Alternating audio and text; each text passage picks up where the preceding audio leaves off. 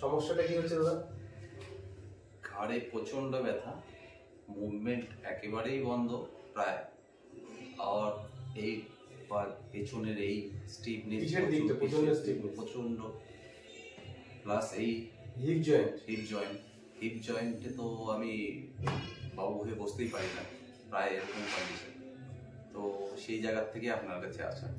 আচ্ছা, আমি এক্সরেটা একটুখানি দেখে নিই। প্রথমত বলছি, এক্সরেটা তো খুব সুন্দর করা হয়েছে। তো এক্সরে থেকে যেটা বোঝা যাচ্ছে,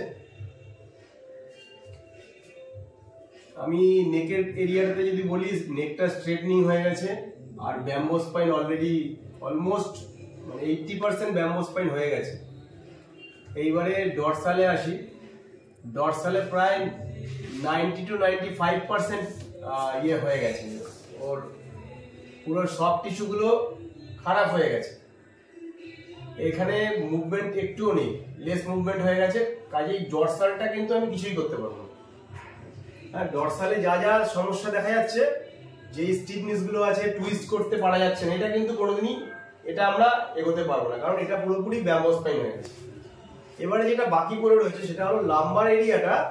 এখনো কিন্তু তার ডিস্ক গুলো ক্লিন দেখা যাচ্ছে। লাম্বার এরিয়াটাকে কিন্তু আমরা ম্যানিপুলেট করতে পারি, আর এটাকে অনেকটা মুভমেন্ট বাড়িয়ে হিপ জয়েন্টটাকে আমরা এখনো জায়গায় পৌঁছতে পারবো। কারণ হিপ জয়েন্টটা এখানে স্যাক্রাম লাম্বোস্যাক্রাল জয়েন্টটা যেমন ভালো আছে, সেরকম হিপ জয়েন্ট ইয়েটা অ্যাসেটাবুলামের এখানে খুব একটা স্টিফনেস হয়নি। সব টিস্যুগুলো মোটামুটি এখনো বোঝা যাচ্ছে মুভ করবে। তো আমরা এই জায়গাটাকে মেনলি টার্গেট থাকবে লাম্বার 1 থেকে শুরু করে স্যাক্রাম প্লাস হিপ জয়েন্ট, এটাকে যদি মুভ করে নিতে পারি, হাঁটা চলাটাকে, গেইটটাকে খুব নর্মাল করতে পারবো। আর নেকটাকে যদি এখানটাতে নেকের C6 C7 এখনো একটু ভালো আছে, মোটামুটি 20% ভালো আছে, সেটাকে যদি নিতে পারি তাহলে মুভমেন্ট অনেকটা বাড়াতে পারবো। ঠিক আছে, আমরা দেখছি আমরা নেক্সট স্টেপে যাই কিভাবে ওটাকে উন্নতি আর একটু করা যায়। জয়েন্টগুলো ডেভেলপ করিয়ে দেবো আমি, কিন্তু ঘরে যেটা প্র্যাকটিস, লিমিটেশন গুলোকে প্রত্যেকদিন একটু করে রাখতে হবে। যে লিমিটটা ক্রস করিয়ে দেবো, এই ক্রস লিমিটটাকে ধরে রাখতে হবে। ধরে রাখলে আমরা পরের সেশনগুলোতে ওই ক্রস লিমিট থেকে আগে বাড়তে পারবো। ওকে, ঠিক আছে, আমরা তাহলে নেক্সটটা দেখছি কি হয়। ঠিক আছে। অ্যাঙ্কেলোজিং এর ক্ষেত্রে সফট টিস্যুগুলো প্রচণ্ড স্টিফনেস থাকার জন্য প্রথমে যেটা করেছি সেটা হলো টিস্যুগুলোকে কিছুটা রিল্যাক্স করে নিলাম। এবারে দেখি এর মধ্যে কোনো টক্সিন জমছে কিনা।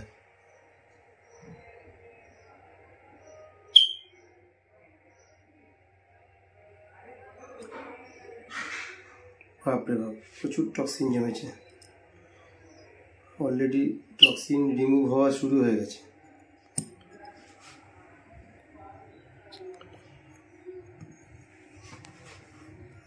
ইনফ্রাস্পাইনেটাসের মধ্যেই টক্সিনটা জমছে দেখা যাচ্ছে। এইখানে টক্সিনটা জমেছে ইনফ্রাস্পাইনেটাসের মধ্যে। এগুলো এখন রিমুভ করতে হবে।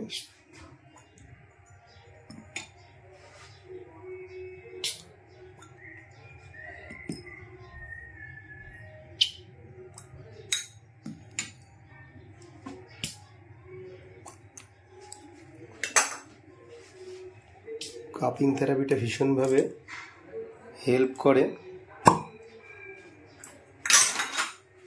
মায়োফেশিয়াল রিলিজ হওয়ার জন্য।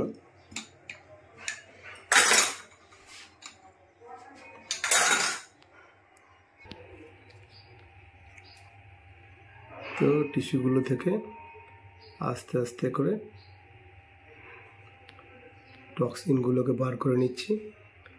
এই ফ্লুইডগুলো শরীরের ইনফ্লামেশনটা ক্রিয়েট করে মেনলি। এই টক্সিনগুলো রিমুভ করে দিতে পারলেই এই সফট টিস্যুগুলো খুব রিল্যাক্স হয়ে যাবে। আর এটা অ্যাকশনটা বহুদিন থাকবে, কারণ টিস্যুর মধ্যে যে টক্সিনগুলো থাকে, এই টক্সিনগুলো নানানভাবে পেইন ক্রিয়েট করে।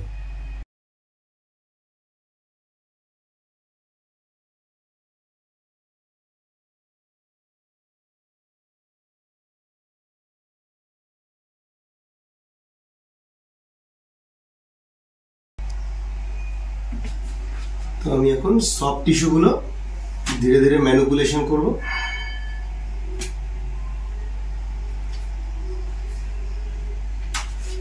মোটামুটি এখন কাপিং করার পরে টিস্যুগুলো ভালো মুভ করছে।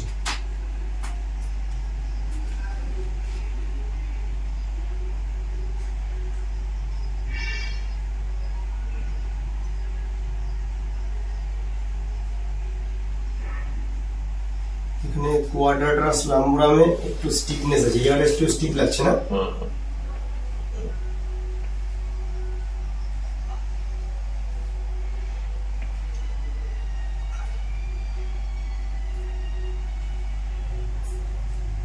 তো আজকে যে সেকেন্ড ডে থেরাপিটা আমরা করছি, তো ফার্স্ট ডে থেরাপির পরের থেকে এখন পর্যন্ত রেজাল্টটা কতটুকু পজিটিভ হয়েছে? 20% পজিটিভ এসছে। আর সেটা কি আজকে 4 দিনের মোটামুটি একটা গ্যাপ ছিল দুটো থেরাপির মধ্যে, তো 4 দিনের মধ্যে পেইনটা তখন বেড়ে যায়নি তো? তারপরের দিকে যতটুকু ছিল আর একটু কন্ট্রোল এসছে। আর যতটুকু মানে জয়েন্ট গুলো জেনারেলি তো অ্যাঙ্কাইলোজিং কি হয়, জয়েন্ট রেস্ট্রিকশন হয়ে যায়, ব্যাম্বো স্পাইন হয়ে যায়। তো এক্সরেতে যেটা দেখতে পাচ্ছি, তো সেই জয়েন্ট রেস্ট্রিকশনটা একটু হলেও কি বেড়েছে মনে হয়? মানে রেস্ট্রিকশন যেটা ছিল সেটাকে একটু ওপেন হয়েছে, স্পেসটা ওপেন হয়েছে। সেটা কোন এরিয়াতে? নেক এরিয়াতে বেশি ওপেন হয়েছে না ইয়েতে লাম্বার এরিয়াতে বেশি ওপেন হয়েছে? নেকে হয়েছে না লাম্বারে হয়েছে? লাম্বারে হয়েছে। আচ্ছা আচ্ছা।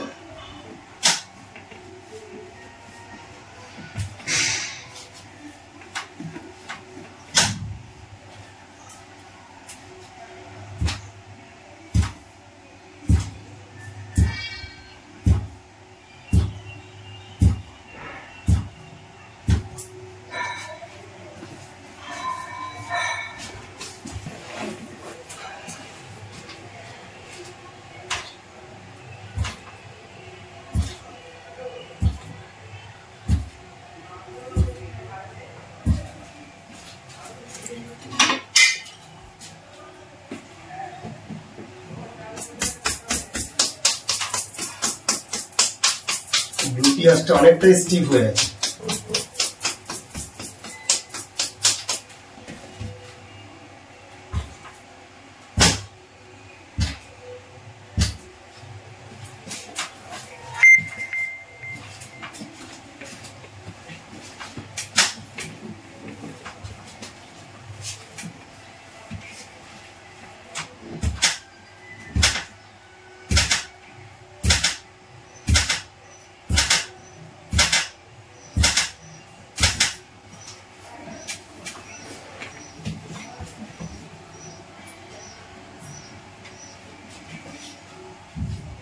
এই মুভমেন্টটা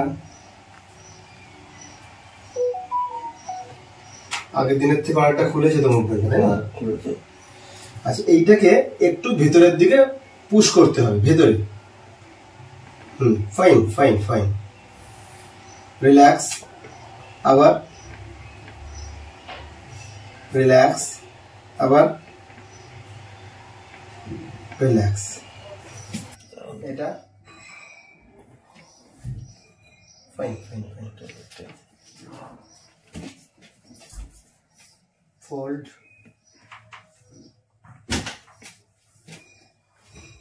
fold,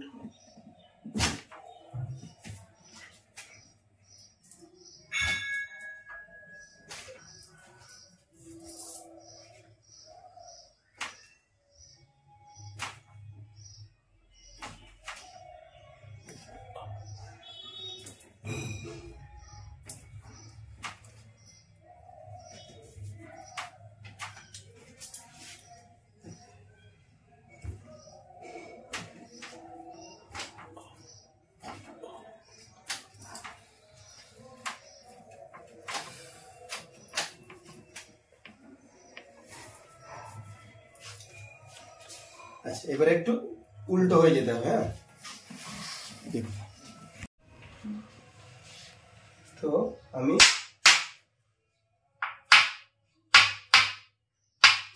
এএসআইএসটাকে অ্যাডজাস্ট করছি। অ্যান্টেরিয়র সুপিরিয়র ইলিয়াক স্পাইন,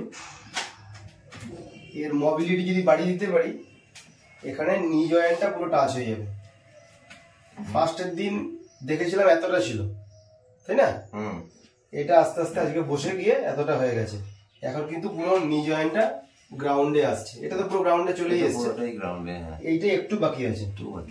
কেন কি এখানে স্টিফনেসটা আছে।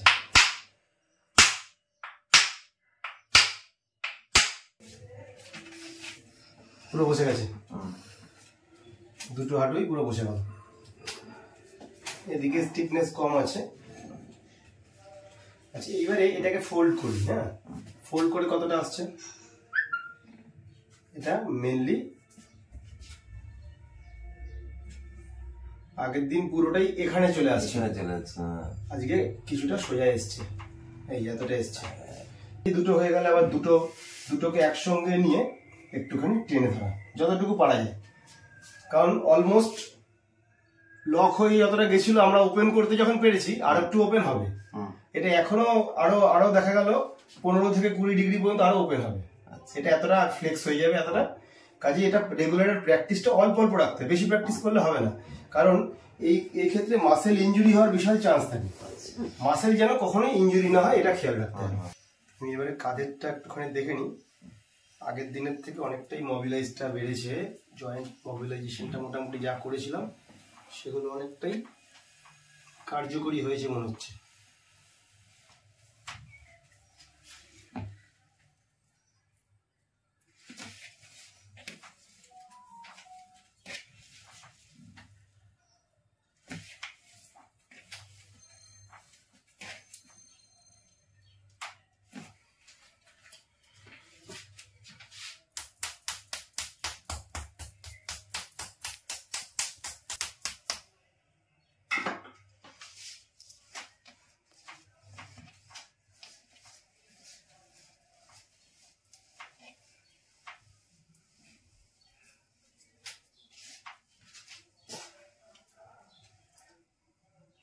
স্প্লেনে মাসেলটা রিজিড আছে এখন।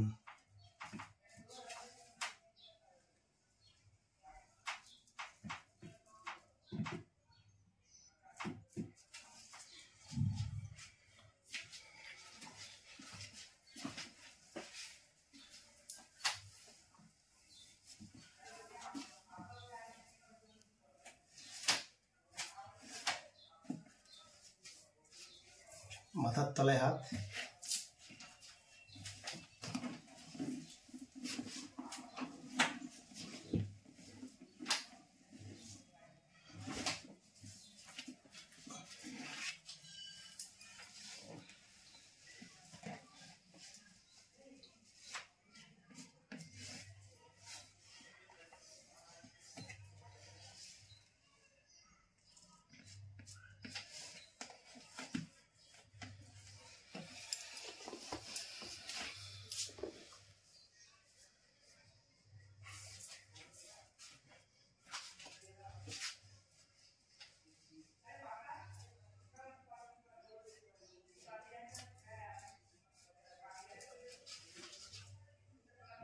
বাঁ হাতের শোল্ডারটা একটুখানি লুজ মনে হচ্ছে।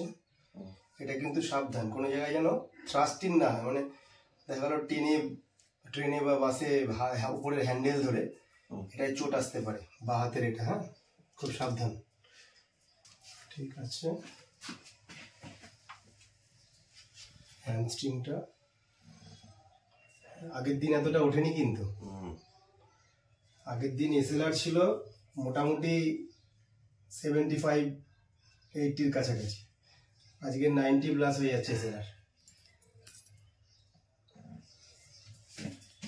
হ্যাঁ, একদিনে হয়তো এতটা ইমপ্রুভমেন্ট হয়েছে বলে মনে হচ্ছে, কিন্তু এর থেকে হয়তো খুব বেশি ইমপ্রুভমেন্ট হবে না। কারণ একটা তো জয়েন্ট রেস্ট্রিকশন আছে, যে সফট টিস্যুগুলো ছিল সেগুলো, স্টিফনেসগুলো কিছুটা রিকভারি করা গেল। এরপরে এটা মাঝে মধ্যে এটার একটা ট্রিটমেন্ট দরকার, যাতে লিমিটটাকে আরো বাড়ানো যায়। আচ্ছা, এবার একটু প্রেস করতে হবে। প্রেস করে ধীরে ধীরে ধীরে মুভ করে উপরে আনতে হবে। ফাইন। আবার রিল্যাক্স, আবার প্রেস করতে হবে, ধীরে ধীরে ওপরে, রিল্যাক্স।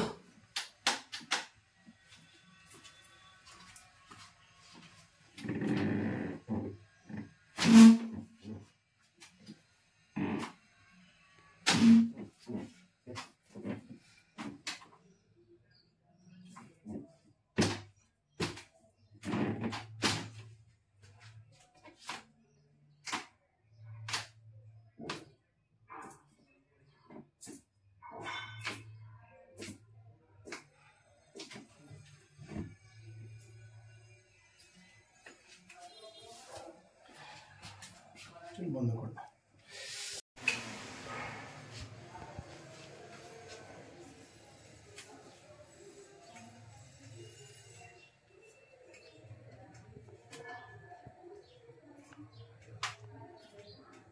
এটাও আগের দিনের থেকে ভালোই মুভ করছে।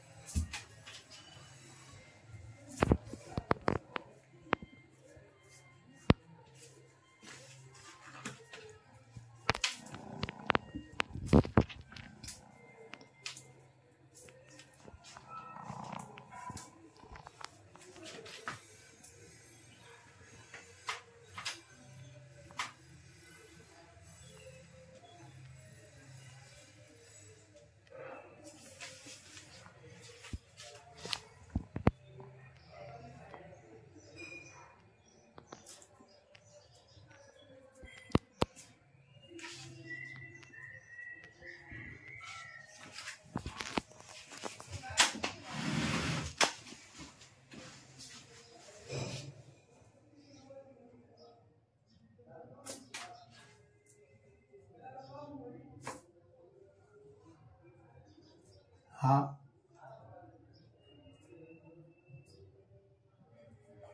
টিএমজেটাও খুব স্টিফ হয়ে আছে। নেকের ব্যাপারে, নেকের স্টিফনেসটা কিন্তু টিএমজে কে যদি আমি রিলিজ রাখি তাহলে নেকের স্টিফনেসটা অনেক কম থাকে।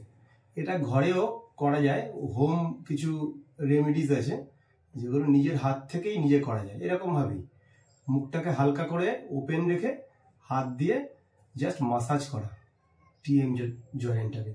টেম্পোরোম্যান্ডিবুলার জয়েন্ট এখানটায় আছে, সেইটা।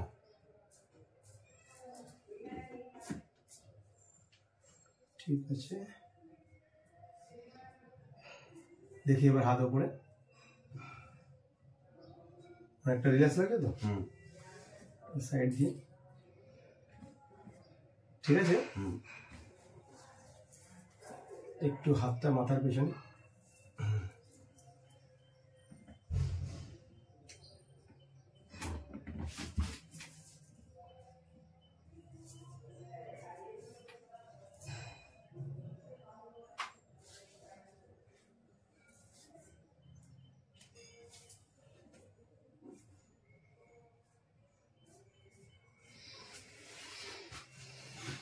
বন্ধ করে দাও। খুব সুন্দর।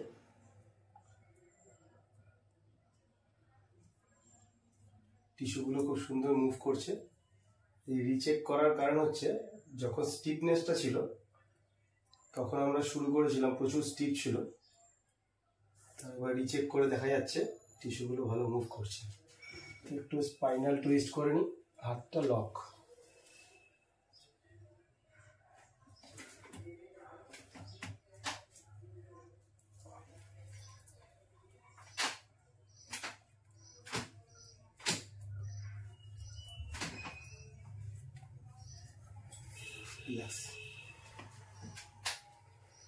পিছনে হাত,